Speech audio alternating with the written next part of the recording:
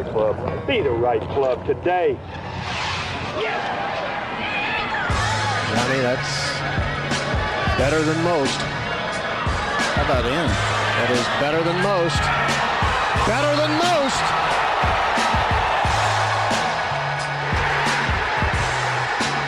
Expect anything different? Ladies and gentlemen, listen, it might be 1 o'clock Eastern time on a Monday afternoon, but this is how much I love our sponsors. I am cracking a watermelon high noon right here, right now. Welcome to the No Laying Up live show, presented as always by our friends at High Noon. Solly here. TC, how we doing? I'm great, Solly. Just opened up a tequila seltzer. It's never too early on a Monday. I kind of like this. I'm kind of digging having a little chance to download some thoughts for a while and have a drink on a Monday afternoon. Why not? Kevin Van Valkenburg is here after spending the week out at Pebble Beach. Hello, KVV. How are you? Solly, it's great to be sitting in this chair instead of the captain's chair. I feel like on Star Trek when Captain Picard used to go away, somebody used to have to sit in his chair and then he got to go back. Like I'm that guy. I'm sitting in the number 2 chair again. I'm much happier this way. It's not that easy, is it, huh? Everybody no, seems to be coming around this whole hosting thing. Excited to be back talking some golf, live reaction. Haven't done this since the century. As many of you know, we were down filming Tourist Sauce Season 9 in Australia. Have spent a few weeks on the road. We are happy to be back live from the Kill House. New year, new packs. You can sip on summer flavors in the middle of winter, including the all-new High Noon Snowbird Pack featuring the perfect mix of winter and summer flavors. The 8-pack has 2 new flavors, raspberry and plum, alongside, of course, the High Noon Classics peach and lemon, all made with real vodka and real juice. The Snowbird Pack is a winter exclusive, available now through March. Get it before the ice melts. Track down the pack nearest you on Drizzly at your local convenience or liquor store. You can find all locations at highnoonspirits.com. We're going to do this other one right off the top here because it leads us right into our first topic of conversation. This episode is brought to you by our friends at Titleist, the #1 ball in golf and choice of AT&T Pebble Beach Pro-Am champ Wyndham Clark. Wyndham plays the Pro V1X, and for those keeping track, that's 5 wins in a row for Pro V1 and Pro V1X players to start the 2024 season. I don't know why we need to call that out. Statistically, that's almost certainly going to happen with how many balls they have in play, but he was dialed in all week with his Titleist setup, especially off the tee. He had a great driver session, which we witnessed on Tuesday at the range with our guy JJ from Titleist. He stepped up to the first tee Thursday with a new TSR3 driver setup. That's what he used to stripe his tee shot off the 18th tee on Saturday, setting up the eventual tournament-winning birdie. I don't stand on 18th tee and see a cut over Stillwater Cove, but he looked like he was envisioning that shot his entire life because he made that look extremely easy. If you've eliminated the left miss. That's very true. That's a good point. And the wind's coming off the ocean. Again, I don't know what that looks like, TC. As I said, Wyndham switched to Titleist at the start of 2022 from a competitive brand, with the driver being one of the key motivations for the move. He was 249th in the world at the time. Now he's 6th. And only 200 of those spots are because of people leaving for LIV, believe it or not. So one more note for the gearheads. Wyndham also has 4 new Vokey SM10 wedges in the bag. The best players in the world are all custom fit for their equipment. Head over to Titleist.com to learn more about getting your setup dialed in. Wyndham Clark, the winner in 54 holes after shooting a third round 60 at the Pebble Beach Pro-Am. TC, I'm going to give the floor to you right off the top here. You called it a crowning. Let's hear your reaction to this. Yeah, a 60 is great. Yeah. It was lift clean in place. Again, great round of golf. Would have liked to have seen. I think we knew the forecast was going to be shitty from like Sunday, Monday onward. Like, it's not like this was a surprise. I would have liked to have seen them. I don't know how feasible this is. I know it was an 80-person field plus amateurs, but just get a little bit creative or try to get ahead of it somehow, or go to Tuesday.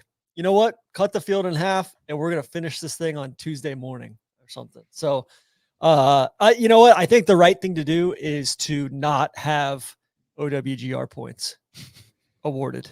And then also you get Peter Malnati, who finished, no cut event. Peter Malnati's now in the top 50 after missing his first 3 cuts of the season, which then parlays things. It's just, there's a lot of TC. That's a lot. That's a lot to react to here. I can take those one at a time if you want to, but KVV, what's your reaction to the Wyndham Clark being crowned the champion after 54 holes? Well, at least he did it with like a really good round in the last. I think that makes it a little bit more palpable. Obviously, we all were hoping that see him and Ludvig kind of lock horns a little bit the last day. I'm not like heartbroken by it. I do feel like if this is one of your signature events, why don't you do everything in your power to try to get the last thing in? I mean, like, you did sort of seed the stage a little bit. Obviously you had to live on Sunday, but you could have kind of grabbed it back by a Monday finish or a Tuesday finish. It bums me out. Obviously, I don't know if it's like a worst case scenario for the tour, but it's not great. It doesn't really super help your narrative. It probably puts some more eyeballs on your quote unquote competitor. Listen, I'm happy that Wyndham won again because I felt like it sort of further validates that US Open. They won. It doesn't seem as fluky when you can go out and win the first big signature event. So I hope he has a good year. I mean, I think he had some interesting comments about why he stuck around that we can get to eventually. But I think it was, he's a great putter when he's on. Yeah, I'm here for possible solutions as to what they should have done here, right? I mean, this was a freak storm that came through here. Not the first time the Pebble Beach Pro-Am has been affected by weather. We can talk about. Let's just not have it in like the first week of February. That's a very reasonable reaction, TC. And I think I've kind of been all over the map in terms of, man, is it just floating this idea out here? Does it make sense to have a clam bake at this time of year? And if you get affected by winter, sure, or some weather, sure, and then coming back here for the Tour Championship, does it make sense to do a separate signature event here in better weather? Like, I'm here for that. I think it comes down to the West Coast swing is a thing. All the golf being played out west in this time of the year is tradition on the PGA Tour. And look, this is, I think, the 7th time this has been shortened to 54 holes. Which we learned in 1998. They finished the 3rd round in August. They had come back in August to finish it after it almost got canceled. Here for do that. Yes, it's kind of like baseball. Baseball does that. Baseball's a real sport, kind of. I do wonder if there was a West Coast US Open this year, if they would have tried to do that the Monday after that, something like that. I don't know. It's a really tough draw. It's really it sounds like they would have done everything in their power to play on Monday. There's a shelter-in-place order in Monterey as of Monday, and I do not think playing was an option. I don't think they, maybe you do wait it out till Tuesday, but then you're flowing back into Waste Management Week, and it's tough.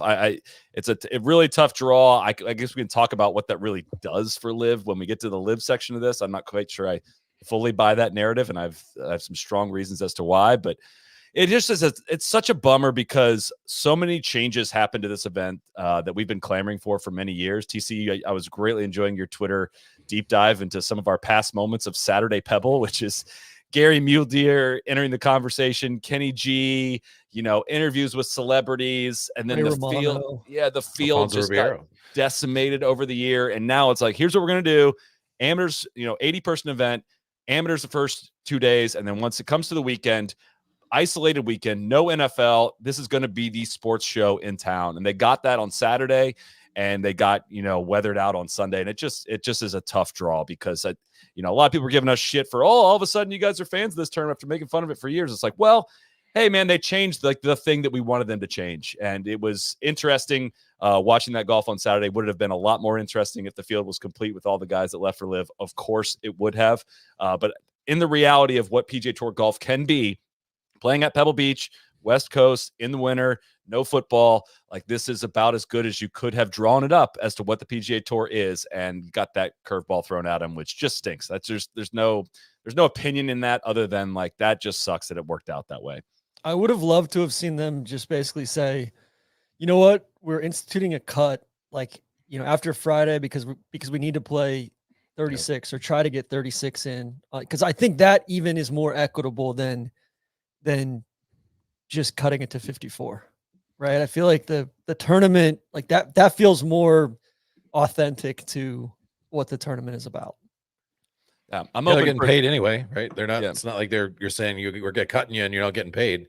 So yeah, I'm open to we're sitting there on, was it Monday that just like the best day that Pebble Beach has ever seen? It was just beautiful out. And then knowing what was coming, it was like, can we just start this thing a day early? Like, can we start it on Wednesday? And Wednesday would have been a tough time. Well, and because you had guys coming in, like a lot of guys traveled in Sunday. And so Monday, like you're talking to all the equipment reps on the range, Monday was really like a normal Tuesday because Sunday was the travel day because it was a Saturday finish down at Farmers as well. And I feel like everybody was just kind of twiddling their thumbs by the time we got to Tuesday evening, Wednesday morning.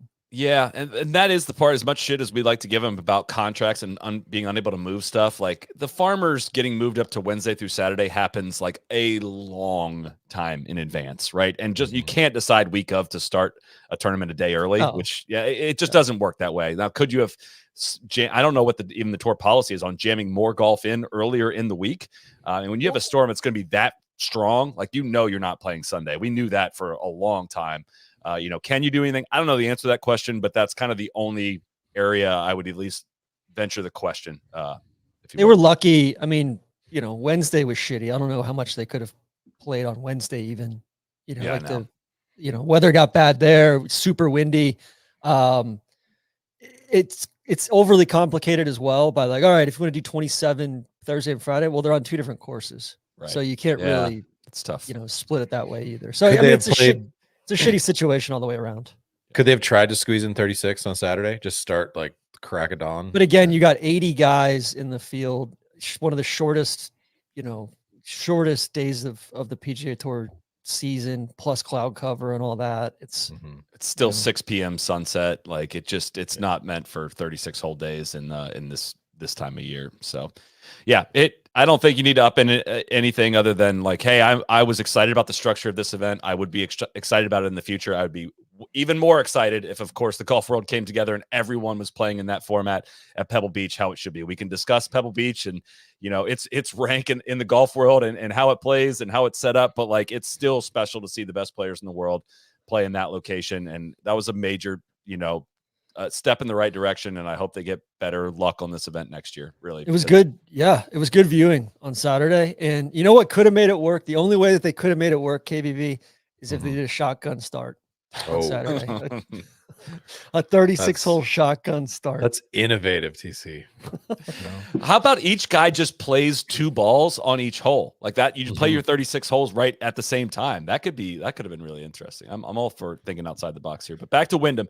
Vaulted 22 places up the leaderboard on Saturday. He made eagle on the 2nd and 6th holes, then birdied 5 holes in a row after that. He made bogey on the 12th by plugging a ball in the right bunker, getting it out of the bunker, but onto the lip or the upslope of another bunker where he had to hit it left-handed, where he like skull, hosel shanked, toe shanked, inverted shanked, a left-handed shot that went over the green. He then holed the bogey putt from the rough, not even from the fringe, like from the rough, keep the round alive, and then birdied 13 and 14, left 2 birdie putts and an eagle putt in the jaws short on the final 3 holes. He almost shot a 57 with a bogey. Question I have for you guys: how do you rank a 60 in lift, clean, and place and the softest imaginable greens? How does this round rank?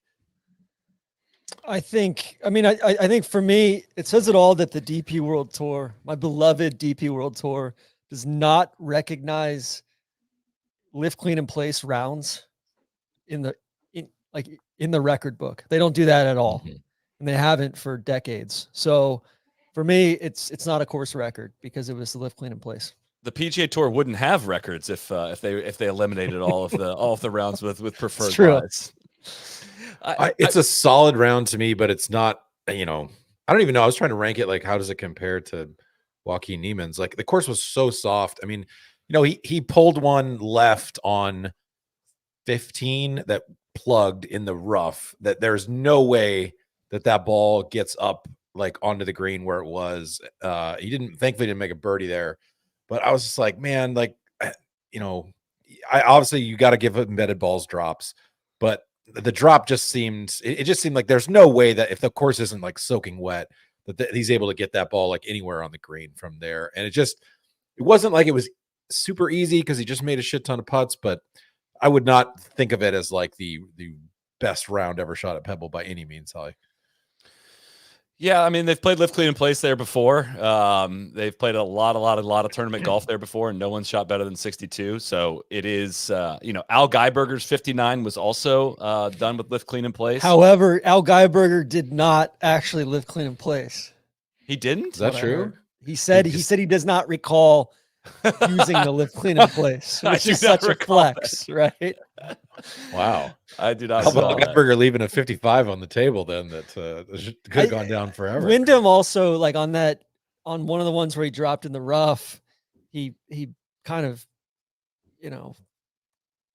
pounced around all over where he dropped it. Yeah, then, I think those things are strange. so, I know what you're talking about. Somebody sent that, thing around where it looks like he tamps down his lie or whatever. I just think it's so hard to see like the angle from where we're looking compared to like, is that the exact spot that he dropped? Is he doing that 100% intentionally? I mean, I was right there and I watched him kind of walk around and try to find like a place to drop. It did not, if he should have won an Oscar if he thought specifically like, all right, I'm going to not look at this spot twice as I walk over it and then go back and find that exact same footprint and try to drop on top of that. I don't quite buy that detective work, TC. And then this is on the heels of Pavon's, mashing down the rough behind his ball. Sure. We should get Gary Player to talk about this. He would be an expert on this stuff. I went and I saw that come in on Saturday, and I went back and rewound and tried to watch that sequence. I couldn't. There was not enough evidence in the video part of it to support whatever that that was floating around. The screenshots can make it appear that way, but I did not see in the replay anything that would suggest that. Of course, the camera, unless there's other camera angles that I was not watching on ESPN Plus or whatever, could potentially show something, but did not. I'm also not even positive that's against the rules. Like it's kind of weird. You can remove loose impediments and stuff from where you're getting ready to drop. Like I remember JB Holmes at the Honda one year, his caddy was like, put his hand down and like was moving all of the mulch out of the way, getting ready to drop it. And I said something about it, and like a million rules people were like, no, that's allowed. You can do that. So JB Holmes, big rules guy, big pace of play guy. My question was, as we got towards the end, was there strategy in aiming for the rough so you didn't have balls backing up as hard when they hit the green? I mean, those are the softest greens I've ever seen played in a professional event. Sometimes you'll see greens where the ball will stop in its tracks. These balls were landing, and before they even like had a chance to like move forward and spin back, they were literally coming backwards after landing and then hitting the reverse button and going 30 feet back down the greens. It was kind of weirdly like almost so soft that it's playing kind of firm, but in the opposite direction. Yeah, it was kind of like our round out at the Hay. Yes, except it was the ball was moving even more than the softness of those greens. But I believe you called it the Ripper Magoo Invitational. That's pretty much what we saw come out. But that was it was about judging your spin and figuring it out. And look, it's a ball in hand 60, but it was the best round of the day by 3 shots. It was 6 shots better than the 4th best round of the day. Scoring average was 69, so about 9 strokes gained on the day, which does not compare to top rounds. It is not one of the top like 100 rounds of golf ever played in terms of strokes gained on the field. It ranks probably around 200th. But I mean, come on, seeing about the 200th best round we've ever seen to go win that championship in not dramatic fashion, but it was still quite impressive and really validating his second elevated/designated event win plus a major in the last calendar year. It's really, really impressive. 189 feet of putts made. 189 feet. God, of putts I wish made. Randy was on the show today. He would, he laps that shit up, or as KV would say, lops that shit up. Lops that shit up. Thank you, TC.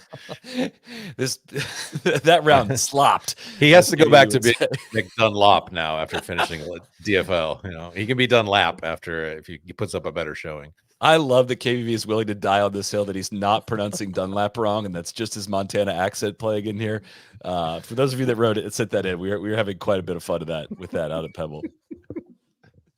Swimming lops over at the refuge in the pool. So TC, I know the main reason why you're upset this thing got limited to 54 holes. It sure felt like someone was coming. And, as much as Wyndham was coming on Saturday, there was another guy just steadily climbing the leaderboard that ended up finishing solo second, making almost $2.2 million. But I'm wondering if you could take us there and go with any pronunciation of his last name that you want to go with. So here's the thing with his last name. We're just going to stop using his last name. I love that. Just going to call him Ludvig or Luddy or whatever you want to call him. L. We're not, clean card, 67, didn't putt great. I think he lost strokes, round 3, lost like what, over a shot, over half a shot. Yeah. So, putted really, really well on Friday. I was pleased to see him. He's kind of had a quiet start to the 2024 season thus far, but, I mean, I didn't see Ludvig putting well on POA, and like this is he acquitted himself well. In my opinion, this is a BDE win for him. BDE win for him. Add it to the list. 54-hole win that he didn't win is a win for Ludvig. I love it. Like, listen, Wyndham shot 72 in the first round. Ludvig shot 68. Wyndham shot 67 in the second round. Ludvig shot 65. So, Ludvig beat him 2 of the 3 rounds that they played. Yeah, Seems like fair. you said, he was coming. Yeah, I forgot to look at it that way as the round by round totals. So apologies, TC. I didn't. It's like a boxing match. How many rounds did Ludvig win?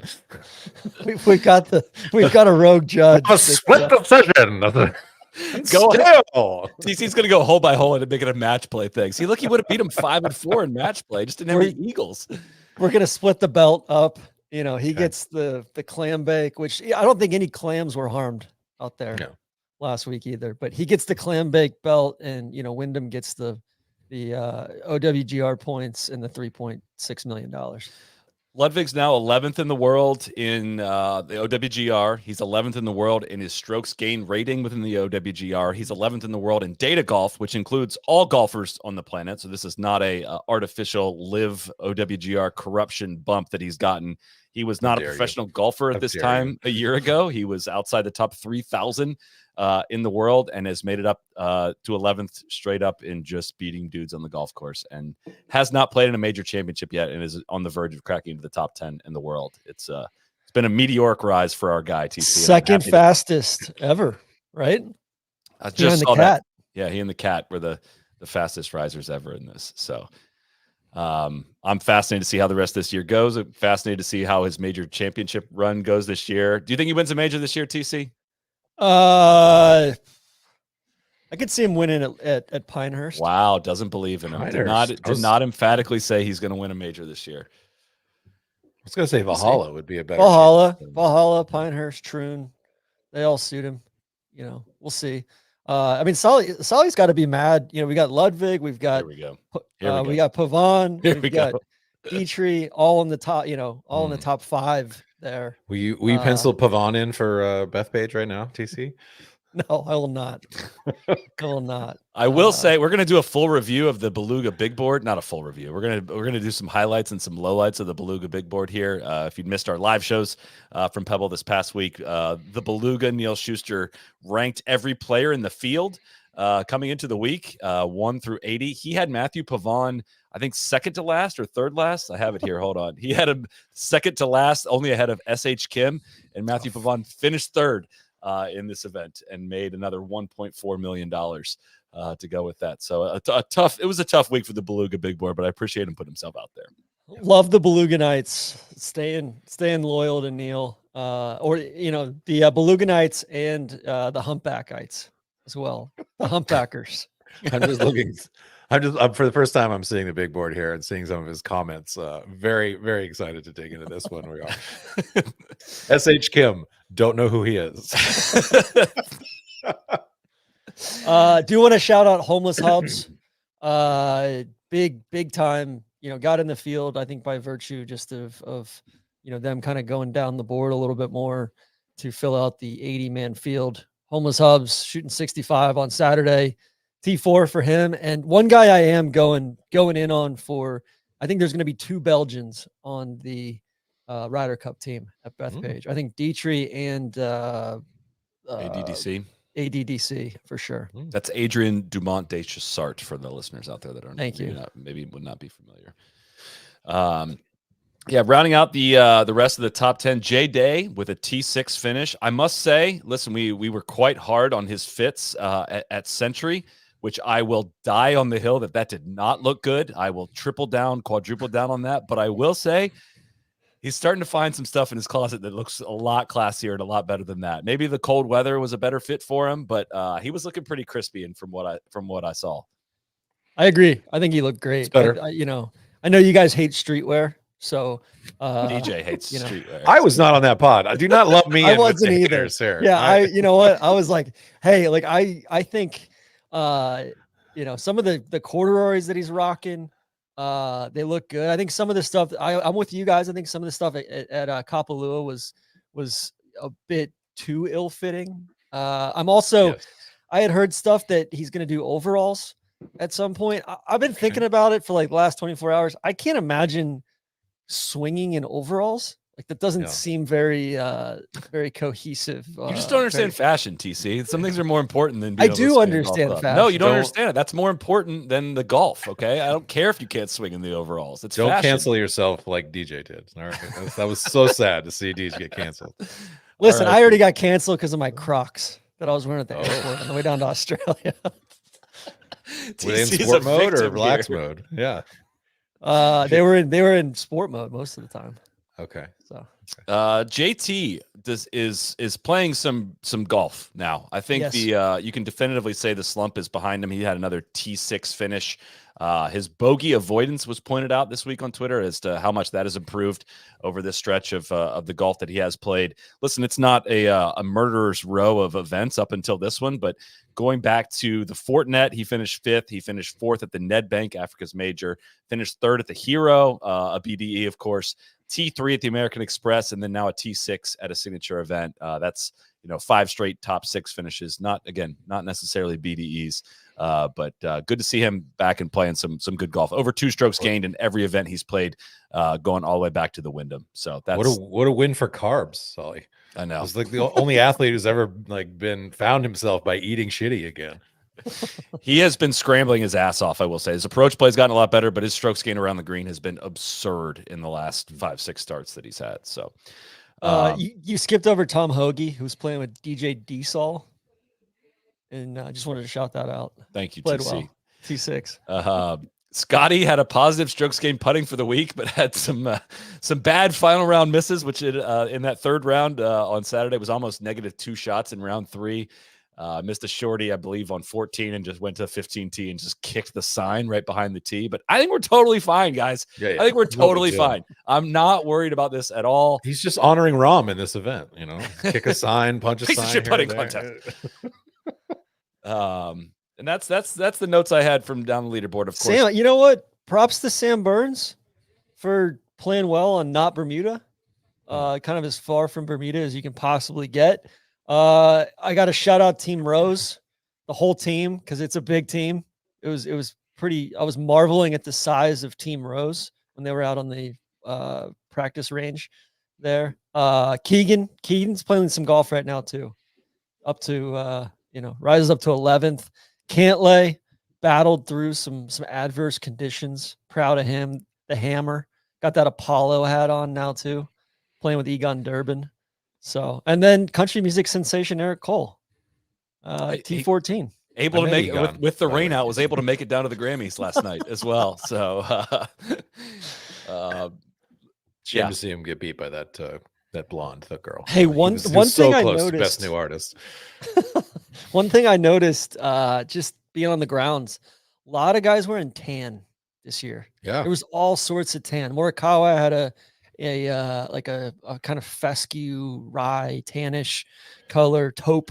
Cantlay had tan on it at one Rory point. Full Tanimal. I feel like the Tanimal's gone from Tanimal. It's Tanimal's gone from being a joke to being like, oh, actually, this is high fashion. You just don't on trend.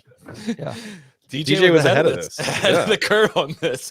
That's why people shouldn't have canceled him. DJ is actually a trendsetter. Does this offset his streetwear, his bad streetwear takes, but which I actually will support. I'm just giving you shit. Course setup thoughts. What is the setup looked a little different than Pebble Beach Pro-Ams we've seen in the past. I've not seen Pebble Beach since the U.S. Women's Open last year, but they did shrink a bunch of fairways for the U.S. Women's Open. And a lot of those mowing lines, all of those mowing lines maybe, were the same for this event. Number 4, it kind of jumped out at me when we were walking around the course and I saw number 4. So bad. Which looks incredibly silly to have what is supposed to be a somewhat centerline bunker now in the left rough. And if you're looking on the screen now on the video, the far left bunker now is maybe 30 yards into the rough, which is a sign of some bad setup / bad architecture, bad design, if you will. But I don't know what. I get that Pebble's a little bit defenseless at times, and with all the best players in the world, maybe going with some more rough is going to help control scoring in theory until you get lift clean in place. But Pebble already gets criticized and critiqued a lot for having bad mowing lines and kind of the wrong areas of grass. I've always hated how much rough there is between the bunkers and the greens and how bunker shots can get caught up in that area when it doesn't seem like they should, and the greens just play too small, and now fairways playing this small is just seems like it almost doubled down on a lot of the things that people critique about Pebble. And we know what the positives of Pebble are, but highlighting some of the negatives was not its strongest part of the week, I wouldn't say. Yeah, it's one of those things. I think. Listen, Pebble's probably the test case for the angles don't matter in pro golf crew of, it's like, especially on a rainy week, it's soft. You don't really have to be coming in from a certain angle, but I think we lost KVV as well. He's frozen. He's really thinking this one through. Or he hates my take. It's like that, one of those memes. But like 4 or six is particularly egregious to me.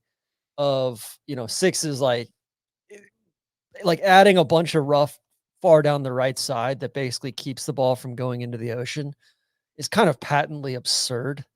8 could be a lot better. I think not, like, obviously 9 and 10 bring that closer. And listen, I get it. They don't want people next to the cliff side and all that stuff, but grow up some tall grass right next to the cliff, but bring it down more so that, hey, if you're, I know they're trying to keep tourists from hitting it on the beach, basically, but I don't know. It's tough. It's tough, Solly.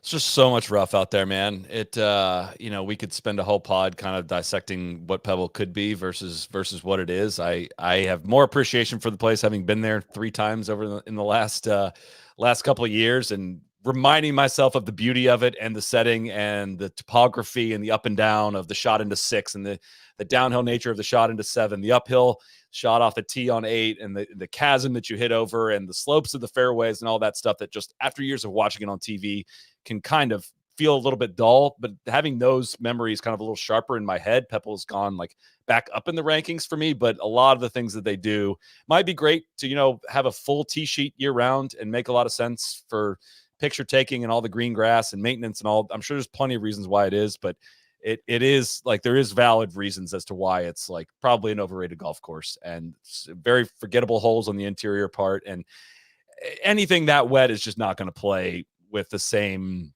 flair. And the slopes are just that much more accentuated when it's firm and you can get greenside and be totally toast. There's just no life to the course when it's that soft, which is not anybody's fault. So, yeah. That said, I think it was good to see more of Spyglass this year. Yes, as well. I know we featured those holes, those first 5 or 6 holes from Spyglass. Those are probably the gems on that course. And again, it's not exactly a width and angles and firm and fast competition. Plenty of rough out there too, but it was good to see a little bit more variety, a little bit more depth than there has been on the telecast over the last couple of years. Speaking of which, they were following Rory's group on Thursday when he had a hot round going. He got to 5 under par, I think, on Thursday. Which at that point, the leaderboard was insane. It was. It was like Cantlay, JT, Rory, Scotty. It was like, holy shit. It was very much wow, this is not that complicated, guys. Just get the best players in the world playing the same tournaments, and it's probably going to be a pretty darn good leaderboard. And I hate to say this part, we of course are friends with many of the mules that got excluded from this event, but getting some mules excluded helps separate, helps get the top guys a better chance of the top guys in the leaderboard. That's kind of part of how this was designed. But anyways, Rory got it to 5 under par, and then things kind of unraveled, and it was kind of highlighted by he takes an unplayable drop and goes backwards along the line, but then takes one club length to the side of that, which is a penalty. And he kind of referred to it as, saying that was a rule change. It was changed in 2019, then changed back in 2023. I don't think I knew that, but I remain amazed at players and caddies that don't have the rule book that defines their livelihood memorized. But he got a 2-shot penalty for that, and then his week kind of unraveled after that. He did not hit the ball well. He lost a lot of strokes gained approach and ended up tied for 66th and would not have made a cut if there was a cut in this event. Yeah. So. KVV, welcome back. Solly, should we do Thank you. The AT&T ad read? Yes. If only KVV AT&T fiber, we wouldn't cause these problems. Connecting is everything, man. Listen, it does not. I'm receiving word that your Wi-Fi was unplugged by someone else in your house. So listen, that is I don't believe we can place that blame upon AT&T, which which we will get That to. is That. No, we're Yes. saying we're placing the blame on whatever other ISP KVV Correct. may have versus AT&T. Whereas Sally and I both have AT&T fiber. Thank you. Yes, I'll be filing that expense soon. We just have the fiber be running into my house. So you'll look for that invoice coming your way. What did I miss?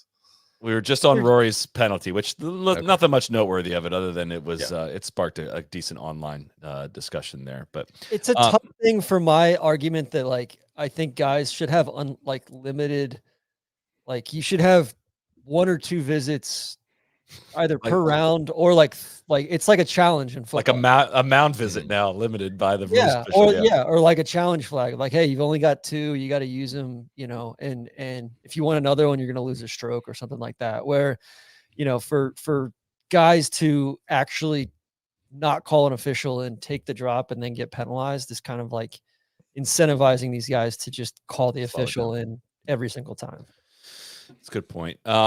We've talked some Wyndham. Go ahead.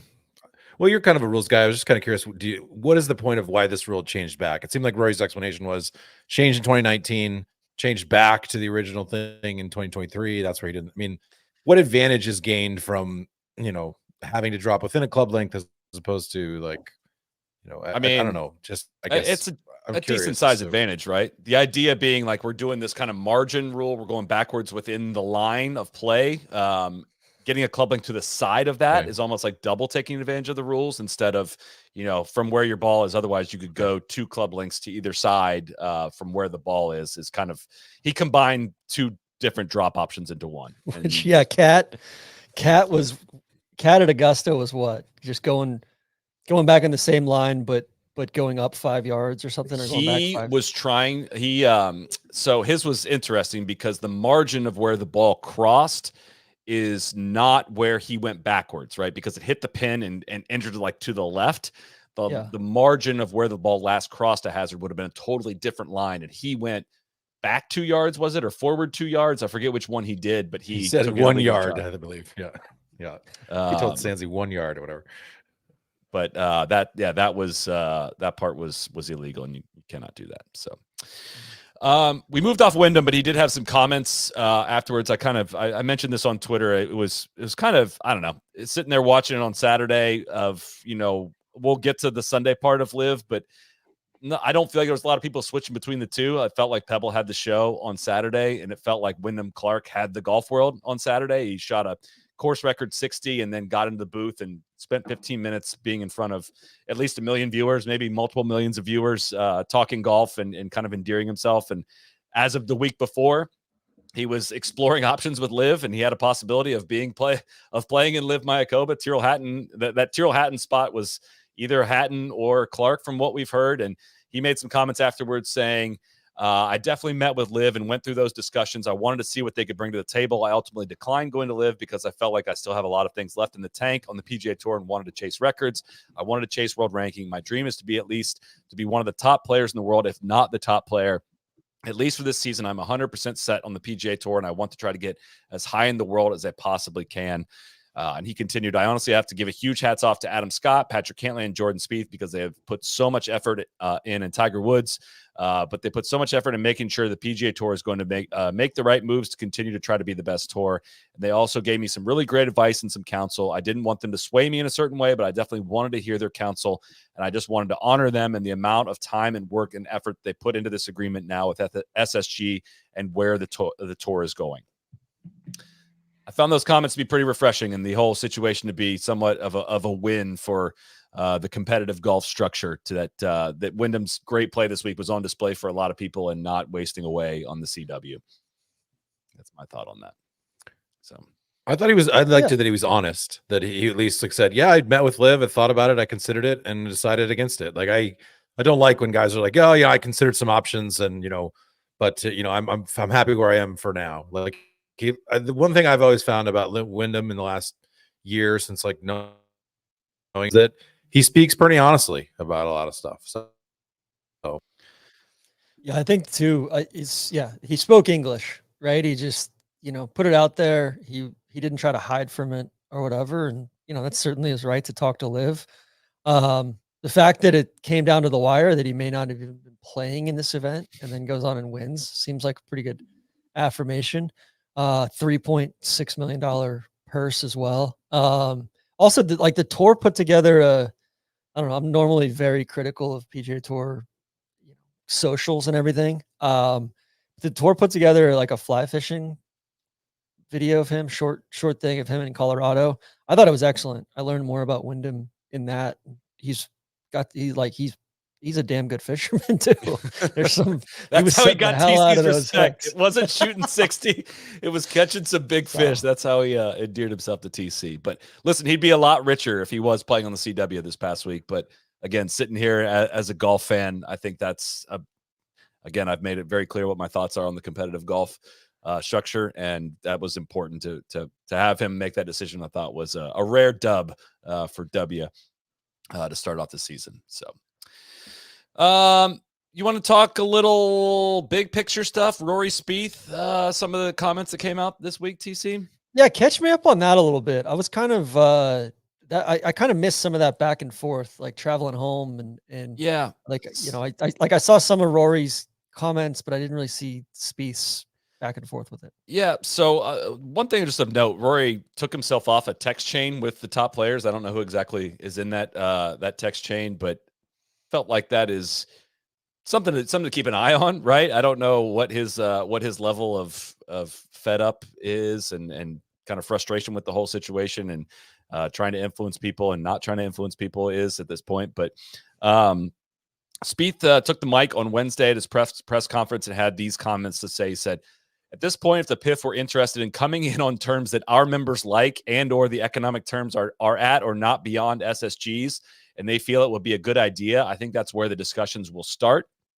I'm going to pause on that just to say, like, that first sentence reads a whole heck of a lot like the tour players think they have leverage here, which we could certainly debate and discuss that after this. But in other comments on the PIF deal, he said, "I don't think that it's needed. I think the positive would be a unification, but I think that, like I mentioned before, I just think it's something that is almost not even worth talking about right this second, given how timely everything would be to try to get it figured out. But the idea is that we have a strategic partner that allows the PGA Tour to go forward the way that it's operating right now without anyone else with the option of other investors, whether them or somebody else. That will just be the decision with them obviously being, the active talks. But I think the short answer is we don't have to. And I think the long answer is the positive there is unification. But like I've mentioned before, we have members that feel strongly on both sides. So until that would be able to be solved, and that would be number 10 on the list of 10 things, despite any government interference on what they've talked about being a lengthy process, it would be a situation that we should try to have, but I'm not sure, if or how or when it would get done.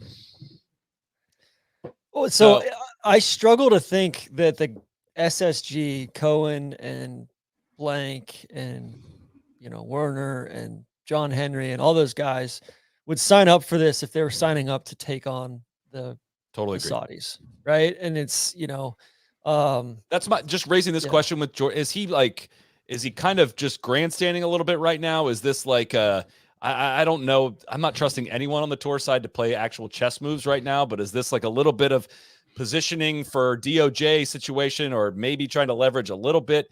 Because again, I'm very much on the Rory side of this. And also, is he kind of placating and kind of pandering to a bit of the tour membership that maybe is not ready to hear that we need to come together and do a deal with the Saudis to unify golf again? Because I still struggle to. I mean, John Henry was on. We just found out today. John Henry was on the trip over to Saudi Arabia with Jay. I believe I gathered that from the article, the headlines I saw on Twitter today. Like, they want the deal with PIF. Yeah, and from what I've heard, like the deal with. Like, I think the Fenway folks potentially had a deal with PIF and the DP World Tour if the SSG plus PGA Tour thing didn't go through. So they were going to be working with the Saudis one way or another. But yeah, that's my thought, is that it's Spieth kind of slow playing things a little bit, allowing sentiment to catch up among the membership. And then, and then we can kind of go from there. Right. Cause this is all both happened very quickly, but also kind of haltingly, where it's like, that's been my biggest kind of question mark. Is it seems like there's such a hurry up and wait mentality. And we thought all this stuff was going on behind the scenes for the last 6, 8, 9 months since last June. And then seemingly like nothing happened until, after the first of the year almost. Right. I wonder how much of it is pride. So like it's like, we put a shit ton of work in this, and we're, we'd like to feel like that we have something substantial here. And, I just feel like that was some of it was driven by, and some of why they like hopped on the phone and kind of, they talked for an hour. Rory and Speed did after this. Yeah. And I have Rory's quotes if you want here as well. But he said, my thing was that if I'm the original potential investor that thought that they were going to get this deal done back in July, and I'm hearing a board member say that, we don't really need them. Now, how are they going to think about it? What are they going to feel about it? They are still sitting out there with hundreds of billions of dollars, if not trillions, that they're going to pour into sport. I don't know about trillions, Rory, but and I know what Jordan was saying. I absolutely know what he was saying and what he was trying to say. But if I were PIF and I was hearing that coming from here the day after doing this SSG deal, it wouldn't have made me too happy, I guess. Honestly, my read of that is that what Jordan was essentially saying, like, dog, you asked to be out of this. Like, you aren't on this anymore. Can you stop talking? Like, that's honestly what my guess is, that phone call was essentially like, yeah, you might be right, but can you just like not be like giving these interviews anymore? Because we're doing the work that you did before, and you kind of decided you don't want to be a part of that. And all due respect, you put in a ton of work. Now you need to like let us handle it from here, and just don't answer these questions anymore, please. That would be my guess as to what that substance of that was. Yeah, it's kind of like it's somebody probably that has this startup that has sold it, and then the new owners of the startup are making decisions that you don't like, and you can't stop yourself from weighing in on it. But like Rory's right here. I mean, sure, he has been pretty cordial on both sides with PIF and Yasser and the PGA Tour side, and he is extremely unpopular right now amongst almost all factions. It would appear. I mean, top players on the PGA Tour are kind of fed up with Rory and just kind of flip-flopping and not really having a clear vision or clear statements. He's changed his mind, which I think is a positive quality of a lot of people, but some people view negatively. All the LIV bots obviously hate Rory for a lot of reasons. Like he's fed up with all this, but he's put a ton into it. And to have like a lot of that, and we're getting closer and closer to this unification thing, and to have Jordan stand up and be like, yeah, I don't know if we need it. It's kind of like, dog, what war is not an option anymore. All right. They've won. Like we're going to figure out what the hell this actually looks like and who wins and all this, but like, they're going to be involved. You're not going to beat them in a war. At one point I thought they could beat them in a war. I thought the competitive golf structure would win out. I've given up on that. Like, especially after June 6th, like you can't do the June 6th thing and then explore a world that does not include them. And I don't want to root for that world. I don't want to I'm rooting for the PGA Tour in this only because that's like the best competitive golf structure that I see going forward. I do not see everything ultimately accumulating at LIV. I think there's a world where PGA Tour golf makes sense in part of the year and LIV golf makes in another part of the year. We'll talk about that when we get to the LIV section here, but there's no way that these two continuing to war and play events opposite each other results in anything good for the golf fan. There's no way. So that's the part where I'm with Jordan's comments. I'm like, dude, I don't know if you guys think you're holding the cards. I do not think you guys are holding the cards. Yeah. My big fear too is that on that note with Jordan, it seems like, because I've just been trying to think, hey, where, guys buying in at $1.5 billion, where are they seeing the untapped value, right? And are they seeing that with, hey, the Saudis are going to pay above market value for, to buy into their shares and then all that, and then, or is it something to where, do we think that the PGA Tour, whether that's with the LIV guys or without the LIV guys, is basically going to hold the majors by the balls and say, hey, USGA, because like this was coming down the tracks, pre-COVID, after the DJ ruling at Oakmont and all this, and pre-Juan of like, all right, USGA, PGA of America, with both PGA Championship and Ryder Cup, Augusta, RNA, our purses need to go up. Like they need to triple, and then also you need to pay 30% of gross revenue to the PGA Tour to top us up, or the PGA Tour Enterprises, or to whomever to top them up, and basically as like a a sanctioning fee or a participation fee or whatever.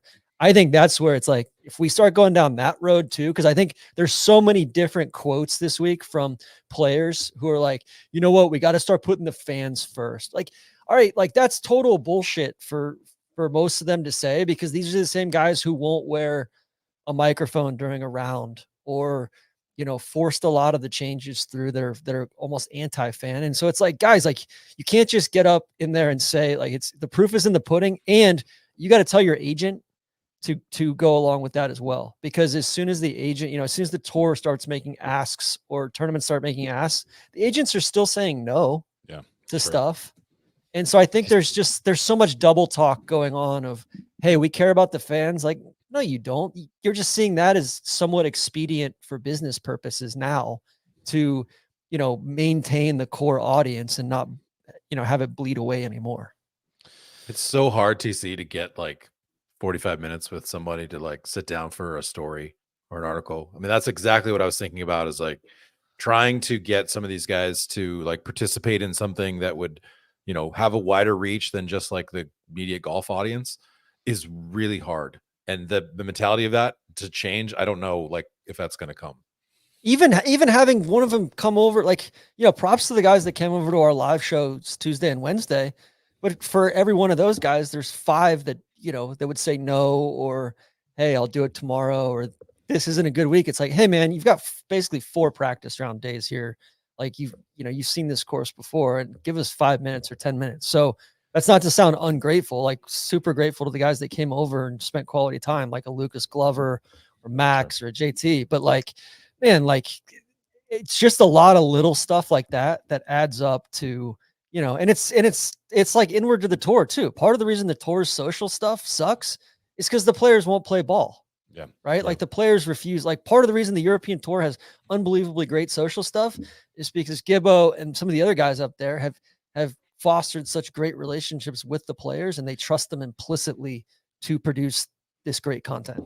I'm with you in total, TC. The only stand up I'll do for a lot of tour guys is going to an event reminds you of how many asks they get. Like every time I'm going up to do, I just feel bad. I'm like, dude, they just had PGA Tour guys there. You got, you know, this reporter here is getting quotes. You got, but like, it's just, the more you say yes, like that's what Rory's kind of got himself into. He says yes to a bunch of stuff. Max as well says yes to a bunch of stuff, and we all love them for that. But like, they're starting to also realize, not starting to, they've probably realized this a long time ago. The more you say yes, the more people are just going to ask 5 times more, right? Because they feel comfortable with it. And there's a happy medium to be reached here. There is a, like I'm in on a lot of the stuff LIV is doing, like with like microphones actually out on the course will carry so much of this, right? Like I get the whole like, oh, there's a lot of stuff I talk about with my caddy out there that I don't want out there publicly. Like, all right, well, there's been NFL sounds of the game for like 25 years, and there's a trust layer that comes with like, yeah, if they're talking about, you know, family and stuff, that's not going to make the final cut. But like when you're talking about certain stuff that's interesting to fans, we can edit that and make that happen. And that's where there's got to be some value, unrealized value there. And I think if you're asking where does SSG view the value of $1.5 billion in the PGA Tour, I think they're going to be buying up assets. I think they're going to be like owning golf in general, right? Not even necessarily just professional golf. They're going to buy up just throwing an example. They might buy Pebble Beach, right? They might buy the Ryder Cup. They might buy the LPGA. Like there's more money coming in. And I think it's going to be plays like that more than it is like we think we can make that much more revenue off of just the PGA Tour. And that's where I get to with the major stuff of like, all right, cool. We're only going to participate in the Ryder Cup unless you give us, you know, it's kind of like what the NFL's proposing with ESPN right now, right? Of like, hey, ESPN can't really afford some of these rights fees anymore. So, hey, we're just going to give you some equity and have you help us make this product the best it can possibly be. On the flip side of that, Can I make a suggestion? Buy the Golf Channel. Talk about distressed assets that might be able to like have better value. You spend, instead of spending $600 million on John Rahm, I got to think you could get the Golf Channel for $300-400 million, and you could basically like amp the production value way up there and like basically, show more stuff, make players do more interviews. Like, I mean, be a great way to promote your product. If LIV had just bought the Golf Channel and be like, guess what? All LIV events are going to be, involved in the Golf Channel now. Yeah. Man, that would have been a And pretty you know good what? investment, I think. If they do that, if they buy the Golf Channel, I will call off the dogs with Brian Roberts. I will sign a truce agreement, a Vienna or Versailles treaty or whatever. We'll do a Marshall Plan. We'll help them build back up. Okay. All that stuff.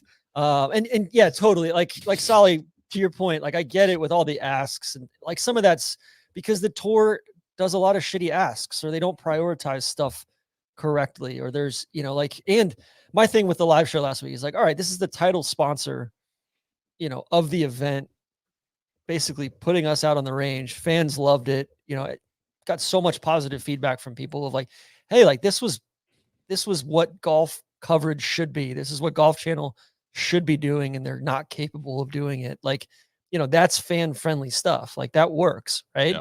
I don't know. I just get to the point though where like, if the USGA, basically the USGA is going to need to say, hey, here's what we're taking the revenues from the US Open for, and here's what we're doing with them. And I don't think they've done that, right? It's just been, hey, we're lining our pockets and we're just fattening the bureaucracy among the PGA of America or the USGA of, they're not telling the story of how this benefits the game at large. Because really they've got the ultimate trump card of like, hey, we're like, this is what we're doing with this extra $45 million from the Fox deal, or that, NBC's now paying, for the Fox deal. This is where it's going. This is what we're doing to grow the game. And you throw that grow the game thing right back in especially the LIV guy's face. See, TC, I think that info's out there. I just think tour pros don't listen. Like they don't tell us. Like, yeah, they probably do. Like, yeah, look, I'm sure they can improve the way they communicate all that stuff. But all right. Like when they tripled or quadrupled or whatever, the TV deal, when Fox paid an ass load for it, right? They didn't tell the story of like, I think they increased the purse 10, 15% that next year, but there was never any big initiative. Yeah. Or there was never, all that money just kind of got lost in the cracks and dispersed within the greater bureaucracy of the USGA. Right. Yeah. I want to make clear too. I don't think this is like all going to be a rosy, clean. I don't think SSG, PIF, and PGA Tour and DB World Tour are all combining to like make golf amazing for viewers. The number 1, number 2, number 3, number 4, number 5 goals are going to be profits, right? And how fucked up is it that we're sitting here rooting for the private equity guys because tour leadership is so incompetent. I got a lot of we're rooting for them to come in and fire a bunch of people. That's how bleak the situation that we're in right now. That's insane. TC, I got a lot of comments from in the DMs about how I should apologize for my apology to the private equity, that I should have a double inverse mea culpa, that private equity should have to show their work about what jobs they've created. So might have to get on that. It's a tough look for Big J. We'll have you and Randy dive into that, side of things. That's enough big picture stuff. Let's clear out the remaining stuff we have from Pebble Beach. Tom Brady had one of the great all-time tops that we've ever seen. That was making the rounds. He was claiming that he had the clubs straight off the rack. I don't know if he was. You know what? I got to say, I did some reporting on that. That might have been right off the rack, but he's using a putter that he has had for like 12, 13, 15 years. So why he would show up to Pebble, buy a driver in the pro shop, and then take it just no swings right off the first tee is ridiculous. Like, bring your own friggin' driver unless you broke it or something. There's no reason. I like, throw the airlines under the bus if your driver's been broken on the flight in, but those are his regular clubs. Tom is not flying commercial out to this. There's he no was flying back from people. Australia.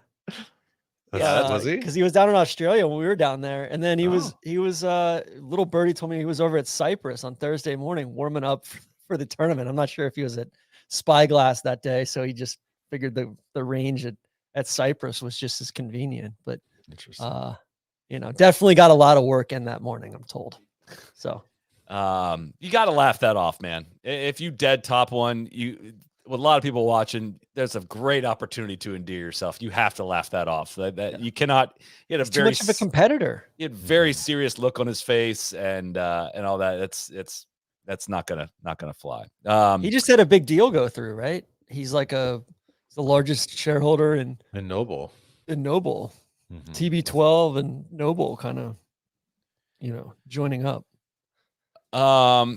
I want to give a shout out to JT Poston is now up to 12th in the world in the data golf rankings. He just absolutely continues to stun. He's made every cut since the Travelers last year. He has 7 finishes in the top 7 since then. He's been the best putter in the world.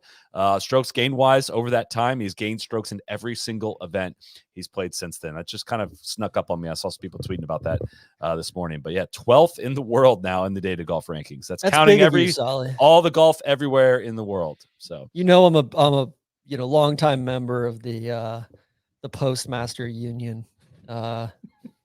Postman's sweet. He's a fucking player. Also, people are going postal on us for missing the off the rack reference from Entourage. I guess it was a reference to Off the Rack from Entourage. So sorry, I haven't watched Entourage in like 15 years. Guys, I tried to forget Entourage happened. That was that was one of those, like, you go back in college, that was the coolest thing ever. Now you go back and rewatch that might not be the show, but I promised a little bit of a review of the Beluga Big Board.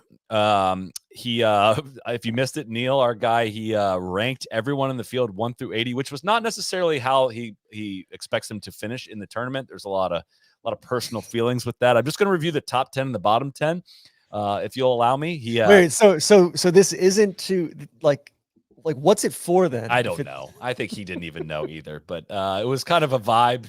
A vibe. If you came by the range and said hello, he probably bumped you up 10 spots on the vibe list. But he had Max at number 1, who finished 66th. He had Xander at 2, and Xander finished 54th. Just getting word Xander has withdrawn from the Waste Management as well. What is going on in Scottsdale? We can look into that. Jordan at 3rd finished 39th. He had Scotty at 4th, who finished 6th. Victor, he had at 5th, who finished 58th. Rory at 6th, who finished 66th. Country music sensation Eric Cole and Colin Morikawa at 7th and 8th. They both finished tied for 14th. Sung Jae at 9, he finished 66th. And Jason Day at 10, who finished in 6th place. So in his top 10, only 2 guys finished in the top 10, and that was Scotty Scheffler and Jason Day. So can I just point out a couple of his notes here as I'm looking at the file as well? For Victor, he said he's been grinding on the range. But that was like a thing that made him think he should be up like in the top 10, as if that would be a negative. Like, that he had found it. Although Wyndham was grinding on the range too. So Scotty, who he said is 5th, is maybe not a mutter, but too good to fall out of the top 5. That's a fair review. Listen, I don't know. Like, how does Sung Jae ever finish outside the top 30?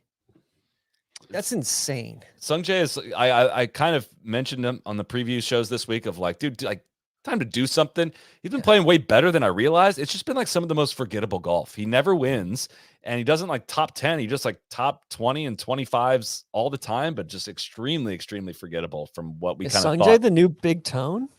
No, he doesn't. Big Tone got close all the time. Sung Jae doesn't even get close to winning. It's kind of frustrating, but Neil's bottom 10, he had Thomas Dietrich at 71st, who finished 4th place, of course. Lee Hodges at 72nd, he finished 58th. Hayden Buckley at 73rd, who finished 77th. I got to give the Beluga a shout out for that one. Sam Ryder 74th, but finished 31st. Then he had Nick Hardy at 75th, who finished 47th. Kitayama 76th, but finished 39th. Luke List 77th, but finished 26th. Taylor Montgomery 78th, but finished 39th. Matthew Pavon 79th, but finished 3rd place. And I did call that one out in the moment of like, I really don't like that one deal.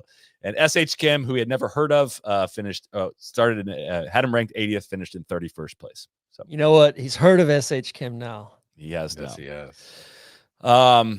Anything else from our week on the grounds? We talked a little bit about getting to do shows from the range. We did 3 hours of live shows. If you haven't, I'd recommend going back and listening to them. They're still relevant the week after the tournament, but we've kind of always wanted to post up at the range and do exactly what we did to have guys come through the show that we could get, which, the weather kind of did make it a little bit more difficult on us because Wednesday afternoon was kind of a wash. A lot of guys were, getting out and practicing and didn't really have as much time to swing through as maybe we had hoped. We had a lot of yeses that didn't actually end up coming through.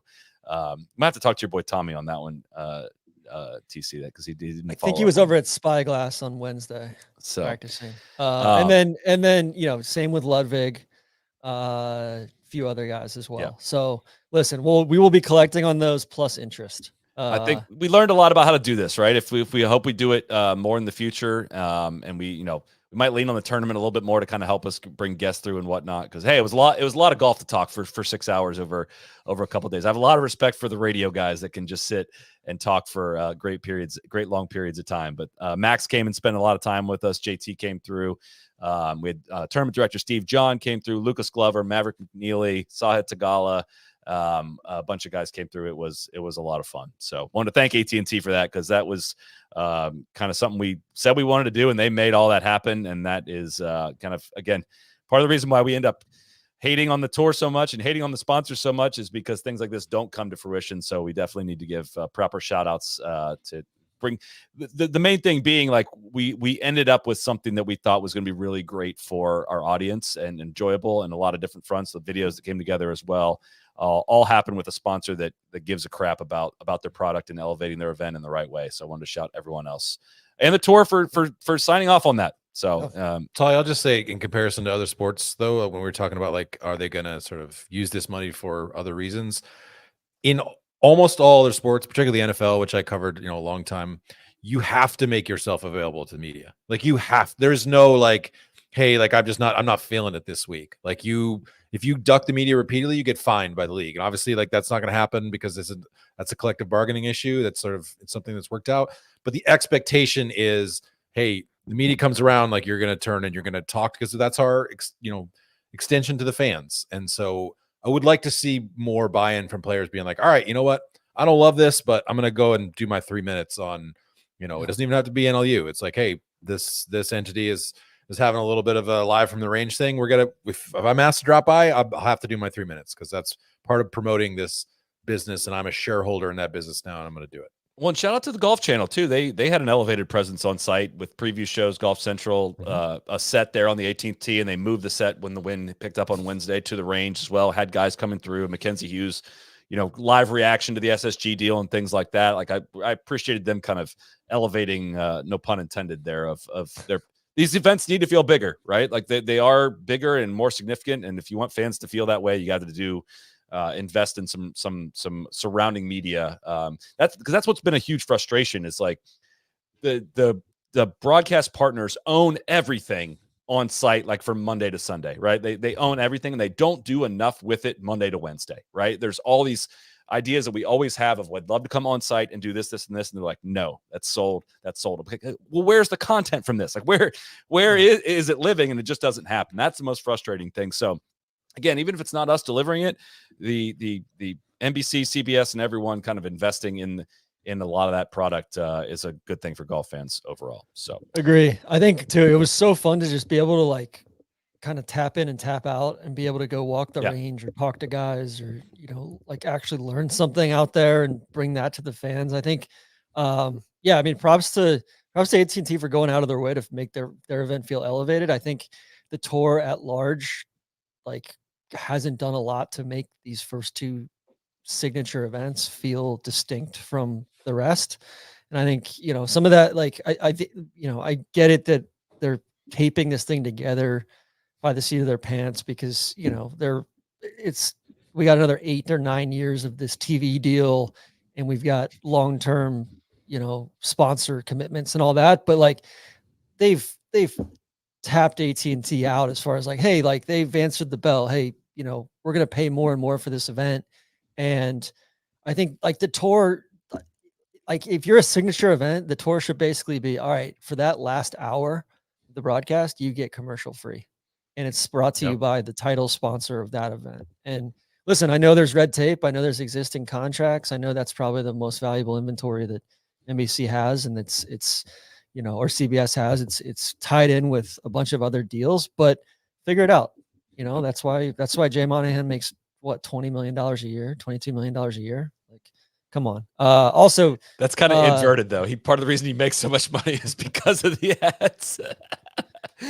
True. No, true. But it's, it's like when you've got a title paying $30 or $40 million for something that doesn't make sense from just a media, a strict media views perspective. Somebody also said, RG said, Sung Jae is Charles Howell IV in the comments. I think we're on like Charles Howell V now, because wasn't somebody else Charles Howell IV a couple of years ago? Potentially.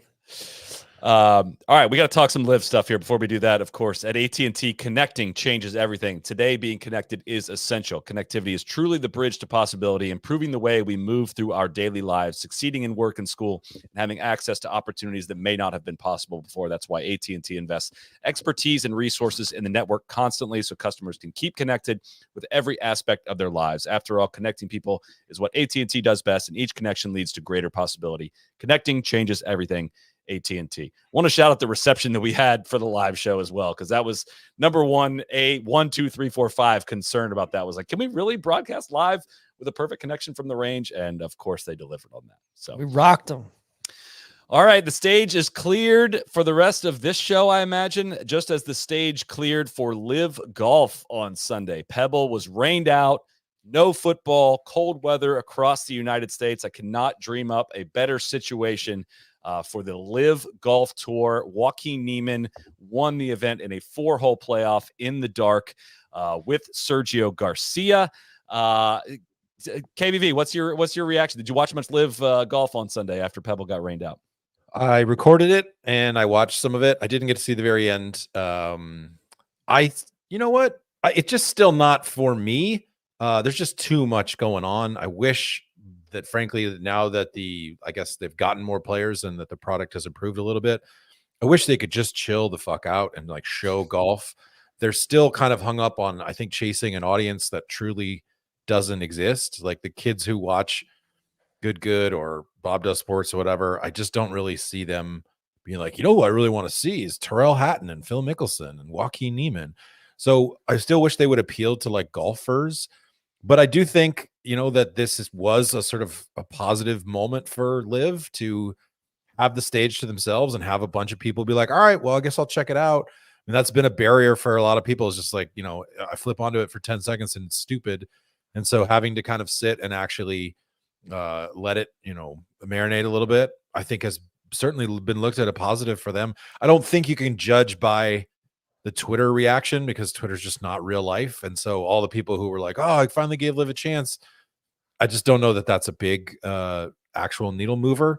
But I do think it was certainly a positive, you know, momentum for them. I'd be curious, all these, you know, coupled with WDs from Phoenix. I wonder if they're, you know, were Xander and Victor sitting around being like, oh, this doesn't look so bad. Like maybe I'll go ahead and do that. I mean, I'll say they still got, you know, Hatton still got caught on a hot mic being like, where the fuck is everybody? How are there so few people here? Which is, do we have verification on that? I looked for that and couldn't find it. By the way, I know somebody tweeted that. Might have been somebody making that up. Yeah, I just to be fair, also like there wasn't a ton of people at the PGA Tour event at Mayakoba either. You know, no, I have a lot of thoughts. I don't know if you want to go first, TC, but I have a lot of thoughts on this past week. Yeah, I mean, a lot of my thoughts are around the cliques and the aces, and like they're actual like golf thoughts. So go ahead. So we'll get to that. I watched a fair amount of this on Sunday. It was, you know, truly only because Pebble was rained out. Like it never even crossed my mind to switch over on Saturday. That's just kind of my preferences as a golf fan. I'm much more intrigued by Pebble Beach than I was Mayakoba, which I must say I felt this way when it was a PGA Tour event. One of the worst professional golf courses I've ever watched golf on. And that somehow they narrowed the fairways even more. That whole product is not really for me. I will say the broadcast really solid. They've toned down like the overwhelming propaganda of it all. Like it just feels more established. They feel maybe slightly more confident in it. You can still get a little. They can't help themselves in terms of just the little tinge of jealousy that comes out at the very end. And who is doing that? Dom or Foltzy or all of them? Just Dom kind of, you know, his interview with Joaquin. Do you think this win is going to get the attention of the governing bodies when it comes to majors? It's like clearly this is the main thing you guys want, and we're still not ready to do this. But I mean, good graphics, player caddy conversations, like a lot of things that I would love the PGA Tour to implement, mostly on the NBC side. CBS does a lot of this stuff. They don't quite get the audio still that LIV does, but I mean, it shows like absolutely stunting on NBC when it comes, and the PGA Tour when it comes to like what it looks like to invest in a product. A bunch of new tools of clubbing and stuff, which is a lot of it's probably not very accurate, but it's additive to the viewer of like, yeah, this is probably a gap wedge out of the rough, and all this stuff is good stuff. But they are trying. They're definitely trying. And I get the overwhelming takeaway I had from this, though, is in a world where these events stood on their own, this brand of golf would make a ton of sense. That's what they had on Sunday. They had the stage cleared. They had the golf world to itself. And for the first time, I dare to say, this was an additive thing to the golf world, right? Pebbles rained out like a fluke sequence of events.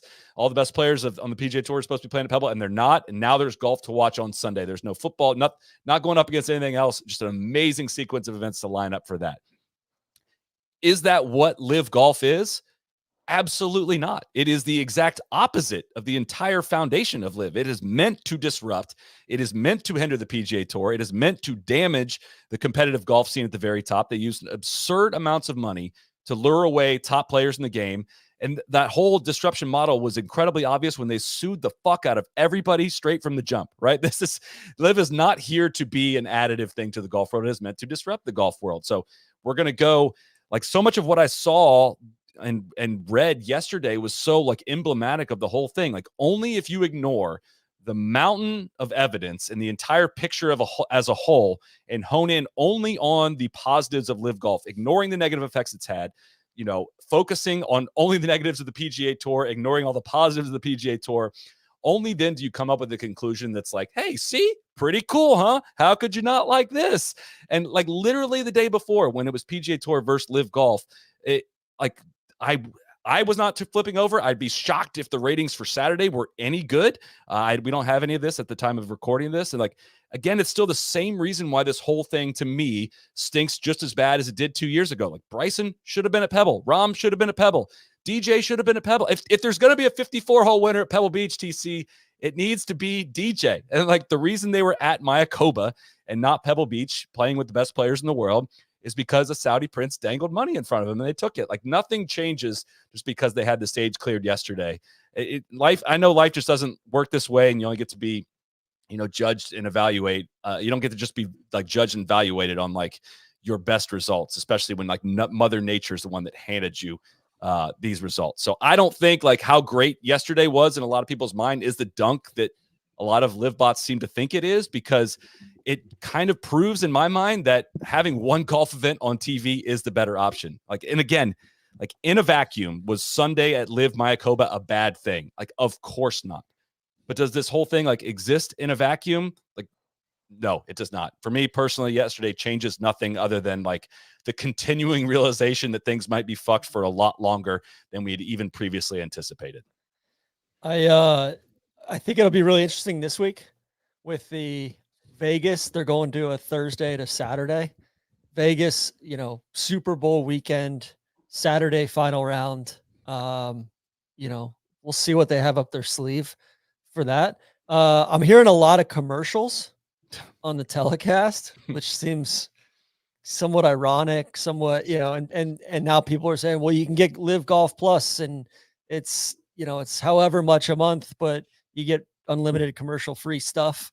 I don't know. We'll see. I'm going to give it a little while this year to kind of see how they settle in. I think having Rahm there and like, he's uber competitive, right? And I think that does give you some juice from a competitive standpoint of, hey, this guy he wants to win. It doesn't matter what it is. It doesn't matter if it's a game of tic-tac-toe. Like, he wants to win.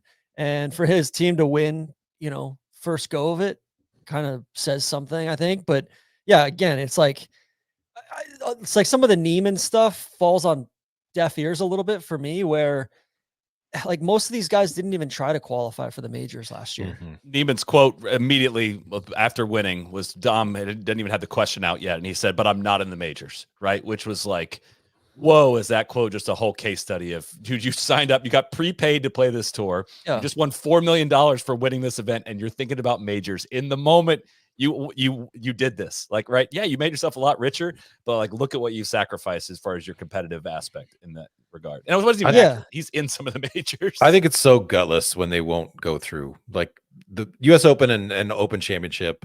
If they're as good at golf as they sort of seem to be, why don't you breeze through qualifications? So quit crying and just like be in those majors. Like, yeah, you can't get in the Masters. That's tough. I get it. But you know what? That's what the money is for. Like, with the fact that they wouldn't even, like, Taylor didn't even try to get through qualification despite, being the hottest player in the world.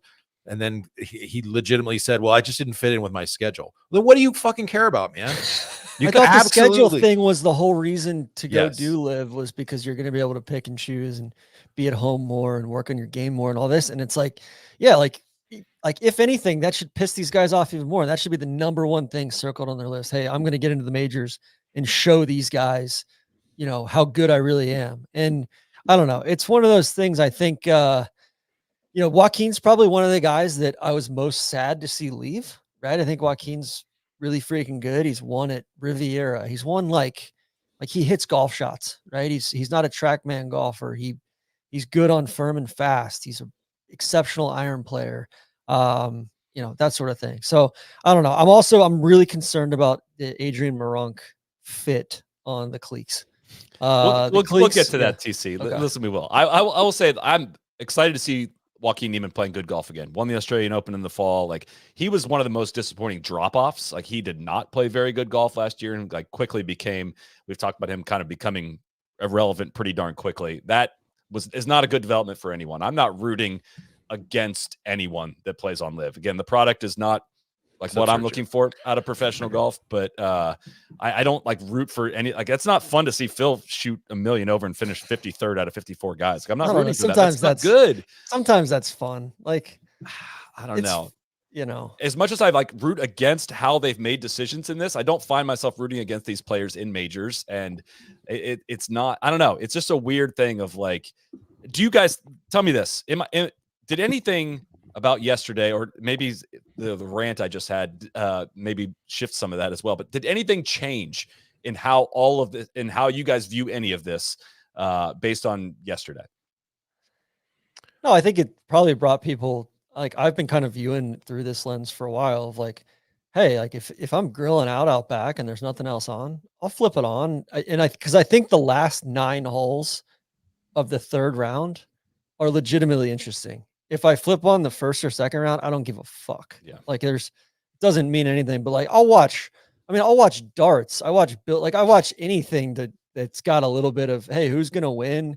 It's, you know, it's kind of an interesting case study. So yeah, like it's, you know, it gets me going a little bit, the back 9 on Sunday, but again, like I can flip on a Corn Ferry Tour event or a Challenge Tour event and feel that way. Yeah. So. You know what struck me, Sally, is watching a little bit of it, is it makes me have a appreciation for how good like Nance and Buck and Sands are at like setting up like what you're about to see. Like, the LIV doesn't do that. We just don't get like there's no context when they sort of cut over to somebody real quick. I'm like, why should I care about this shot? Does it matter? Okay, well then it's just another like random golf highlight in a lot of ways for me. And I feel like Faraday can't do that. Foltz doesn't really do that well. It's just, you can tell the difference between context, right? And that's they're missing it in the micro and in the macro. Like, what does winning $4 million in this event mean? Nothing. It means nothing to your like legacy or history or whatever. And maybe that'll change from a long time, but like, I don't know why I should care when I tune into it in the smaller sense and the larger sense. And I don't get why a small faction of internet users are so obsessed with people that don't care about it. Like, why we don't care. Like, we've made it very clear as to why, but they cannot accept and that's honestly a deterrent to it too. It's like, it's such a turnoff to just be like, oh, you're such an idiot if you don't like this. Like, dude, don't critique what people like and don't like, right? That's not gonna change, right? And I think, like, do I expect the ratings for Sunday will be the best they've ever had on CW? Almost certainly, right? Just because of that sequence of events. Do I think it would have been a huge success if Pebble had happened? Absolutely not. I do not. I think it'll be more interesting to look at Saturday, you know, Pebble versus CW as to how that rates out, because that's what's going to happen in the future. These events are going to go up against PGA Tour events. They're not going to get the stage. This Saturday versus Saturday, final round of LIV versus 3rd round of Waste Management Phoenix Open on Super Bowl weekend. Let's do a tail of the tape there. I think that's a really good apples to apples. And if the LIV blows them away, I will hand up and say I'm immediately wrong on this. And again, if all of golf ends up like at LIV, if that is the future, I will put 1,000 hands up of saying I was wrong on this, right? Like, that is not in how I envision all this playing out. If that was the end game, I could maybe get more excited about this, however many viewers tune in on Sunday, or the results, or the excitement level of it, if I viewed that as the future of golf.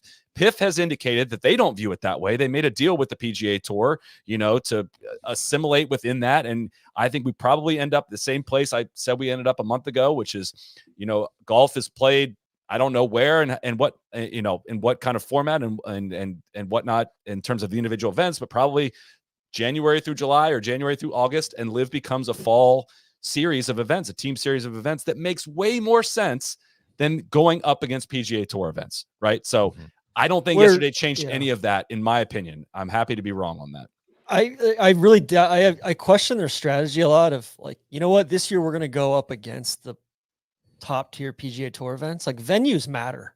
Like, people tune in to PGA Tour this week, like to watch Pebble and to watch Phoenix. Like, that stuff matters. Going to Las Vegas Country Club, or they're going to Houston. Like I don't think that, like, filling in the voids and the vacuum periods where it's like, hey, there's not a lot going on this weekend, we're going to own this weekend, versus, hey, there's a finite amount of golf fans and we're going to force them to choose between one of these two events. Like, that hasn't worked for LPGA. That hasn't worked for, like the PGA Tour versus football, right? Like, so why would LIV try to do it? I struggle with that a little bit as well. Only thing I'd add there is I wonder if they had this scheduled before Pebble was an elevated event. I mean, it's been a field that's been decimated in the past. I don't know. That'd be the only thing there. And but it seems I get like going to Vegas Super Bowl week. That makes sense to me. That makes sense.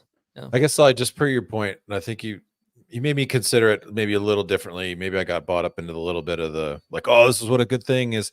If it were succeeding, if it were doing really well, they wouldn't need our, like, validation or our interest. There wouldn't be a constant, like, oh no, you bet you watch now. Like, dude, like, if you're doing well, then what do you care? Then we're on the losing side, or that we're the history's great sort of losers. Like, there's this constant need to be like, oh, well, you better start paying attention now if you're gonna, like, man, you've chosen, like, what you want to do. You can just like what you will like. You don't need my validation in it. And that I mean, this is true from the players, it's true from the fans, it's true from the executives, all down the board. Like, it's just, there's still this need to, like, basically say, why aren't you paying attention? Like, if you're having success, you don't need my appreciation of it. Let's say they do have a bunch of success. Like, let's say Vegas, you know what, it's electric, they get a bunch of celebs out, people tune in. You know what they parlay that success into? The next 2 or the next 3 weeks off, and then they go to Jeddah, they go to King Abdullah Economic City and play probably in the middle of the night. But AK potentially coming back for that. I cannot confirm or deny that. That's just what's been floated out there. But it's also what I really felt to be the most bizarre shift is this, just like, I mean, look, now they have Rahm, like the competition. It might be better at LIV. Like, they have better players now. Like, let's put some facts to this, okay? Data Golf has this information. And again, this includes all golf played anywhere. This is not the OWGR. Among the top 10 players in the world, how many do you think play on the PGA Tour, and how many do you think play on LIV? Among the top 10. 9 to 1 right now. It's 8 to 2. It's Hatton is the other top 10 guy, but 8 PGA Tour, Rahm and Hatton are the other 2 top 10 guys. Out of the top 25, how many do you think play? How many do you think are on LIV? 5. 3. 4. They have 3 of the top 25 players in the world. 20 play on the PGA Tour. DP World Tour has 2. Those are Nikolai Højgaard and Minwoo Lee, who are now also PGA Tour members, but classified as DP World Tour members for the sake of Data Golf. Out of the top 50, LIV has 8 players. PGA Tour has 37. DP World has 5. So 37 of the top 50 play on the PGA Tour, and 8 play on LIV. And then out of the top 100, LIV has 17, and PGA Tour has 71. So, like, by a big factor, the better golf is still played on the PGA Tour. And, like, again, that's what I prefer. Like, if the numbers were totally flipped here, it'd be hard to ignore, and it would be hard to say that that's not the competitive ecosystem and structure of golf. Like if the numbers were flipped there, I would say LIV is clearly the best golf tour in the world. But that's just not the fact. God, Solly, nobody loves the term ecosystem like you. I do. Competitive ecosystem, baby.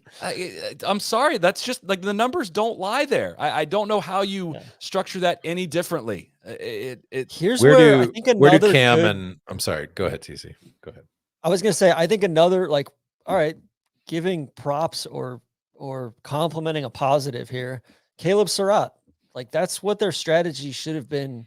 Sure. Throw more money at these good, hungry college players, raise the level, raise the floor of guys in this. Totally. Where, you've got Siwon Kim out there last year struggling to break 80, and it's it's really hard to, whereas all right, Nick Dunlap finished last at Pebble Beach. Nick Dunlap won 2 weeks ago and is, by all accounts, top 2 or 3 most promising young player in the world. Right. So, Surratt played really well this week, helped Rahm's team win. That's an affirmation of, hey, if you want to spend your money, I think you could probably buy 10 Caleb Surratts for the price of 1 Tyrrell Hatton. And to double down on that, TC, that is what you're describing as to why there is so much bottom feeding in there is another major reason why they don't have OWGR points. It is filled with guys on long-term contracts that didn't qualify to be there. The Graham McDowells, the Ian Poulters, the Lee Westwoods, right? They got paid. But again, that's what LIV Golf is. It's trying to pretend to be this major competitive thing, but it's not there's a few qualifying spots in it, but those guys didn't qualify to be there and they have guaranteed spots. That is the problem. Yeah. I saw a couple, we had a question come in from J Perry 71. Why does the PGA Tour 54 hole event get OWGR points and the LIV one doesn't? Because all the players that played in the PGA Tour event, aside from the 4 sponsors exemptions, which are the exception to the rule, qualified to be there and play in a, again, competitive golf ecosystem that is measured by a certain set of standards that LIV falls way, way, way short on. It's just that simple. It really is. None of that has changed. Yeah. It's also something with LIV too, where they did try to go after young players. They just chose bad ones, and it's just poor scouting. James Pyatt and Andy Ogletree, they're yes, they won the U.S. Amateur. U.S. Amateur is it's kind of like a 1 week fluke kind of thing. Instead of, hey, let's grab the guys with the best track record. I think Puig hasn't played his best golf yet, or Chikara, or any number of those guys. But yeah, it's just, I don't know. Do you think there's any thought amongst LIV, man, we did this wrong? Why did we, throw a bunch of money at Lee Westwood and Graham McDowell? People who didn't move the needle one bit for the ratings are proof of that. If they could go back in time and be you know what? I actually want to sort of think of this in a legitimately different way. I'm laughing so hard at this. That was the PGL and why it didn't happen, because there's no way to half-ass this. There's no way to burst through the door, throw a bunch of money around and get a bunch of guys to leave and have it come together. And again, it goes back to the PIF goal out of this is not, I don't think that what LIV currently looks like is what their goal is, their end game out of this, unless they truly think they're going to get everyone, which I would disagree with.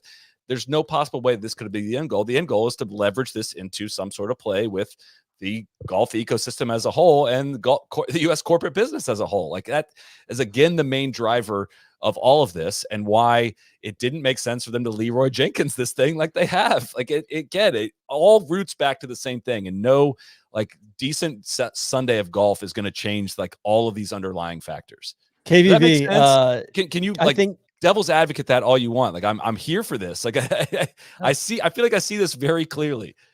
Well, I don't think KVB sees it very clearly because he can't see. He needs to buy some of those Cam Smith sunglasses. You know what? I should have anticipated a 1 p.m. live show was going to cause some problems in the home office. And here we got a yanked Wi-Fi cord. We got sun in my face. This is a tough look. You look like Kramer from that Kenny Rogers Roasters. I was trying to, slide slowly over into the sun tough. Was following you. Neil's gonna send me a note and be we got to get your home studio better dialed than this. This is embarrassing. Yeah, someone said I look like I was in Yosser's prison, so I don't know, or MBS. I don't think there's any light down there. So, yeah, guys. First thing I've got here. Wait, yeah, Cody. Something to say. Yeah, afternoon, gentlemen. I will say one thing: the Magic Six, they stink, right? All right, everybody knows that. But if you watch their behind the music, All right. I think they're crushing it on the business side, which is something that LIV's very, very excited in. And that's what they're kind of trying to push all these franchises to. So they might be last place golf, but they have to be near the top when it comes to partnerships and expanding like brand identity and reach and everything like that. God, I mean, that's what they're It's going like for. if- That's it's the like whole if entire Williams- point of all it's this. like Williams. you got to leave with that, man, because that would have flipped my whole view of LIV Golf. I would be so rooting for this if it meant these guys were going to make more money and it was going to be more profitable. Fuck, Cody, they're I'll have to edit not. They're that. not last place either. They're 9th. Okay. Right. So I think first and foremost, the Ironheads are a fucking disgrace. Like Kevin Na, Bigger Get than your the High house in Flyers order. disgrace, do you think? TC? 100%. 100%. All The right. Aces finished 12th this week after a -8 first round too. Just completely limped home. Varner looks awful. Pat Perez, who knows what's going on with him on the home front there. You know, the range goats, listen, you know, those off-season moves not paying dividends yet. High Flyers finished 10th. The Majestics they just don't have any upside. They have the 3 captains still. You know, the Cleeks finished 8th. Bad second round. They came out of the gates flying. I think they were in second place or tied for second after the first round. Had a +6 third round. I wonder about Moronk. Blandy had an ace. Will you guys see that? You have anything to say about that? No, I was just excited for you, TC. you ought to get like was $5.4 million electric. for an ace on the LIV Yeah. tour, frankly. It was the you know, Blandy's ace it was absolutely electric. Like Kevin Na, like he was basically doing the blocky. Like, did it go in? By the way, did you guys see Blocky working with Genghis Yeah. as And well? He's joggers. getting Yeah. Scooby AF. You know, yeah, Keimer's kind of dead weight, but I'm intrigued by with the all the Finns have been in my DMs. I can't pronounce it. I don't know if it's Kale Samuja. I don't know.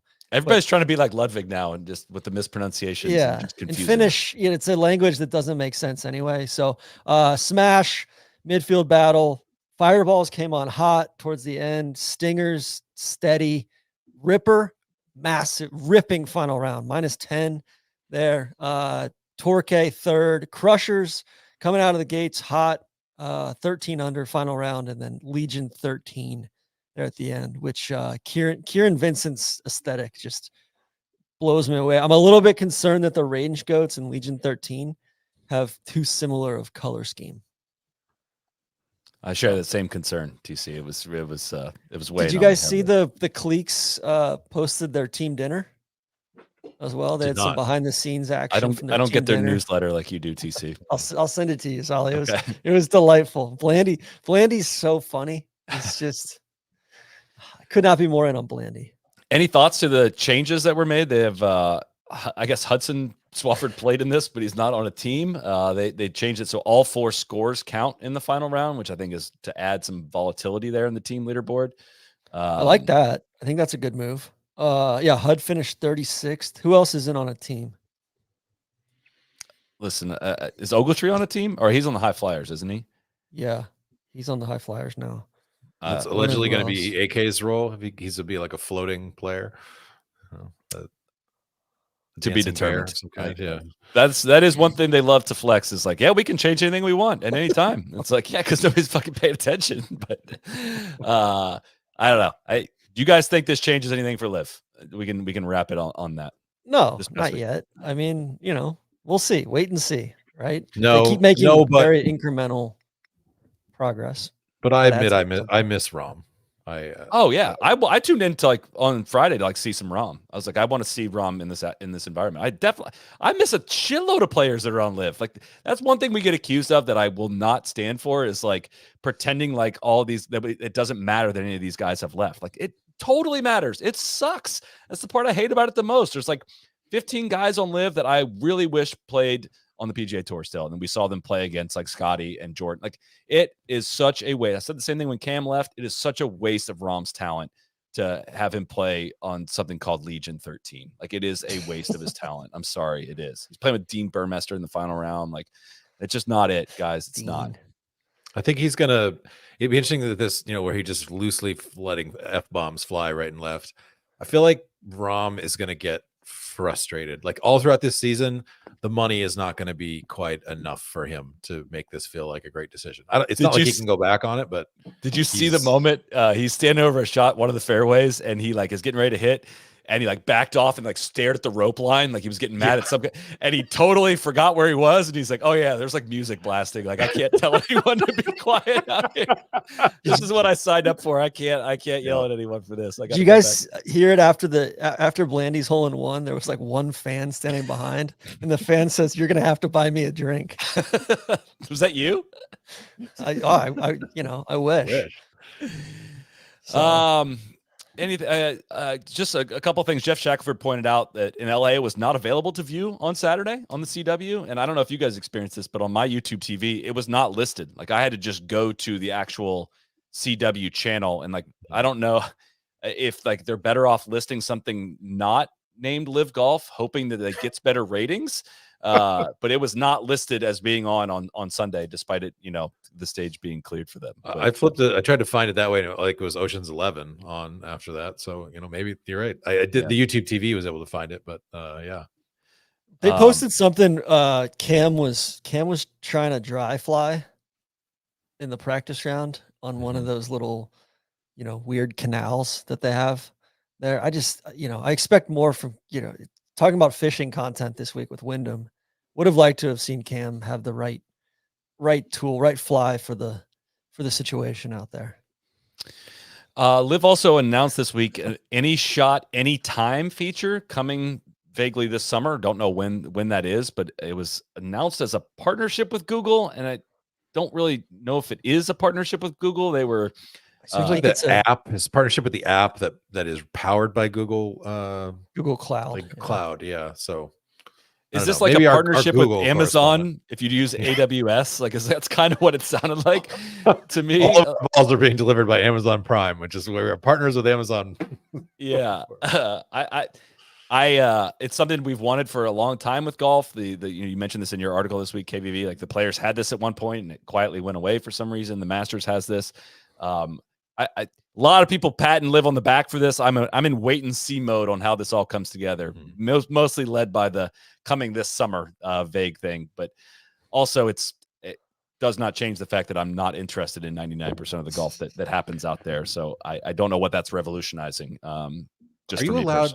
Are remember initially you couldn't bet on LIV? I assume that's changed now, right? They're giving odds on LIV events markets? Yeah, you can bet on it. It's just that they don't or weren't originally. I don't know if they are yet. Like providing like the proper.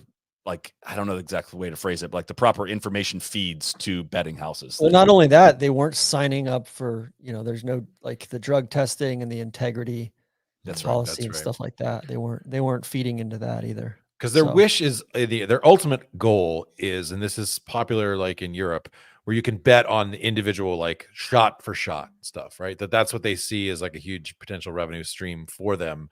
Now you have to like have, it can't be like a lag on your stuff. Like you have to be able to have like an app that you can place those bets directly with it. You have to have, qualified bookies who are able to set those odds. They're like, all right, this genre, I'm going to hit the green here. Like, here's we'll give you 4-1 or something. I mean, that seems like a future that's sooner, like farther away than this summer for them. But that I think is certainly their goal, because that's where they're going to get a lot of the degenerate gambling types.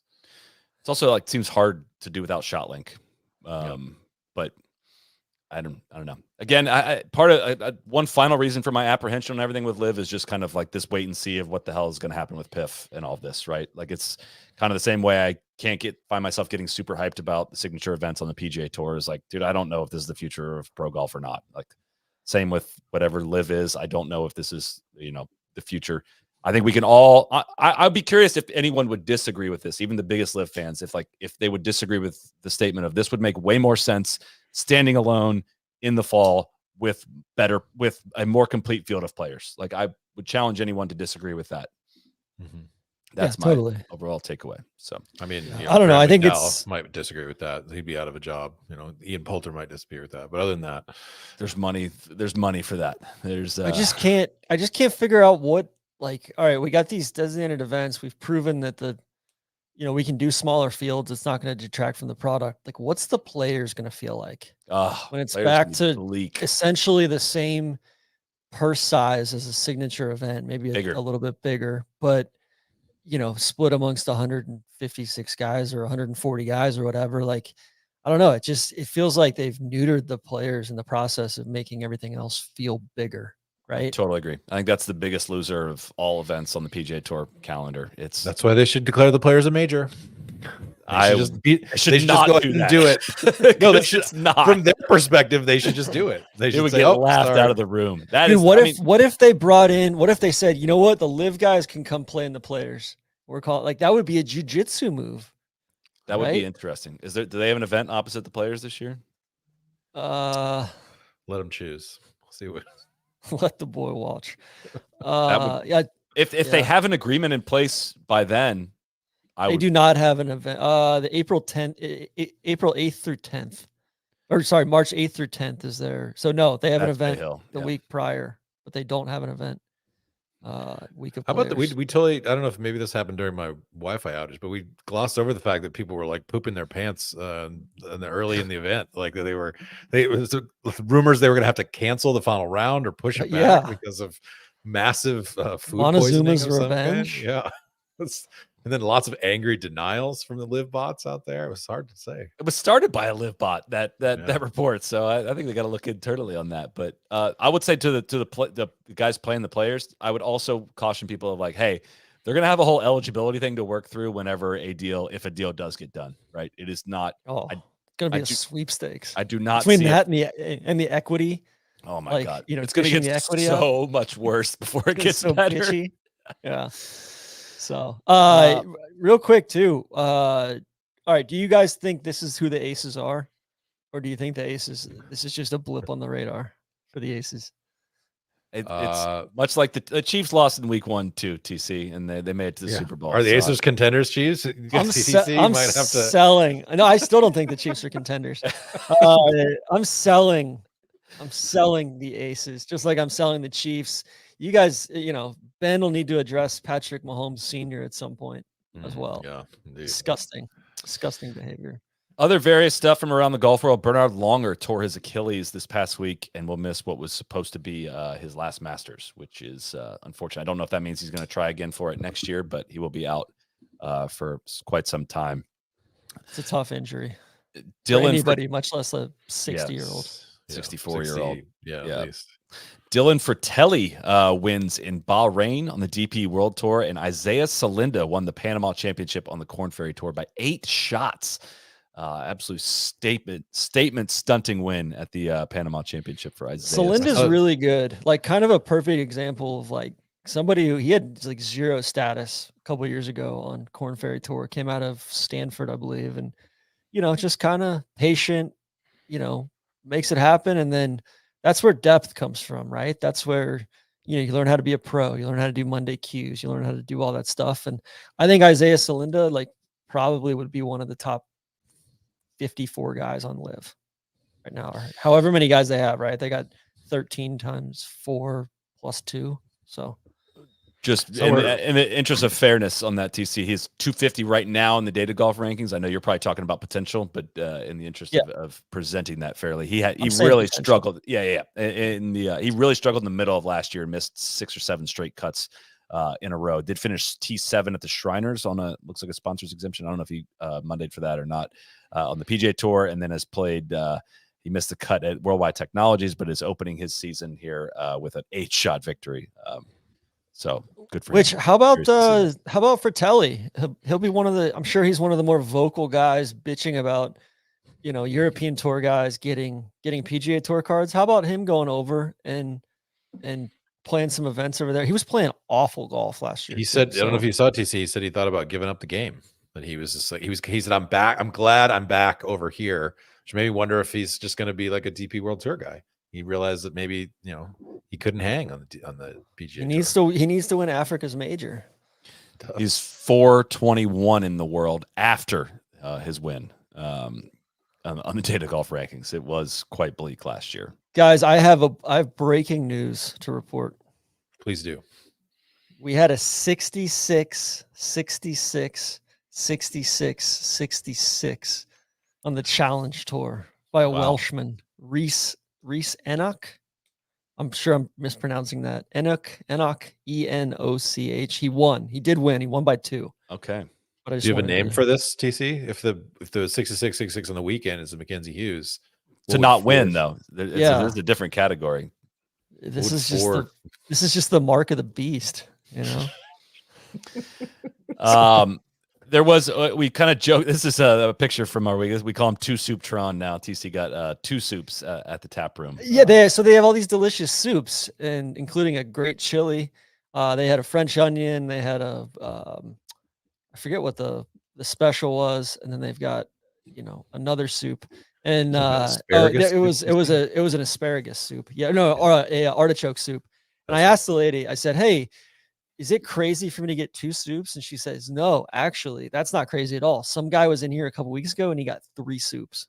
Wow. Which is that just knocked my socks off. You really got walked down there. Like you could have ordered 4 soups and been back on top, TC, and you weren't ready to meet the challenge. God, you guys are making me hungry. We kind of skipped the lunchtime show here. Is not all right. not What's great. going on with Xander? Don't know anything about Xander. This is happening while we are live on the show, but I will say the Victor Hovland received word this morning. The Victor Hovland thing is not in relation to him going to LIV. Cannot say anything more on that. Of course, obvious disclaimers, could be being lied to. He could always change his mind, but I do not think we will be seeing him play in Vegas this week. I do not know a single thing about Xander other than he's answered the question 50 million times, and as much as I would have been surprised by almost everyone that has changed their mind, I would be very surprised if that was a change in the mind as well. So that's about all I've got from this week. This was a lot impact in this one. I'm very happy to have had a day to think about it all.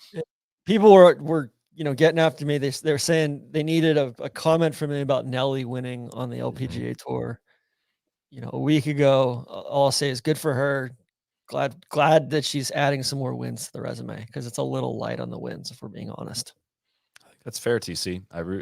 She's one of my favorite players, and I think that's a very fair takeaway, because the talent did not look great there early in that round, but she flipped it at the bottom. So, all right, we got Waste Management coming up this week. Of course, Super Bowl Sunday. We have LIV Vegas. A lot to look forward to in this coming week in the golf world, and we'll be back not live next week, obviously. But we'll have a show in your feed Monday morning, and we'll have another deep dive episode that KVV and I recorded quite some time ago will come out finally this week, looking at 1997 major championships. We'll probably have that out Wednesday as this show's hitting the airwaves on Monday. One of our faves, I think, of what we. It was really fun, really fun. We gotta record the next one now too. So, guys, may Kyle be with you. Okay. Big week. TC's got a lot riding on this line here.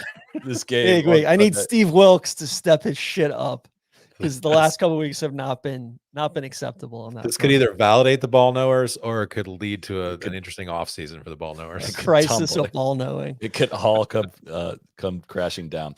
Thank you, everyone, for tuning in live on a Monday afternoon. Hope we helped you get through your workday. Thank you to everyone who is listening to this in your car or watching the replay on YouTube or on Twitter or on Instagram. Many different places you can take in the No Laying Up podcast. I want to give a shout out to all our Nest members out there. If you are interested in supporting the show, nolayingup.com/join for a bunch of added benefits, including discounts on merch, a member gift, access to our message board, behind the scenes content, all kinds of things are available there. Again, that's nolayingup.com/join. Shout out to High Noon. Shout out to Titleist. Shout out to AT&T, of course. And I think that will about do it for this week. So we will see you back here next week. Cheers.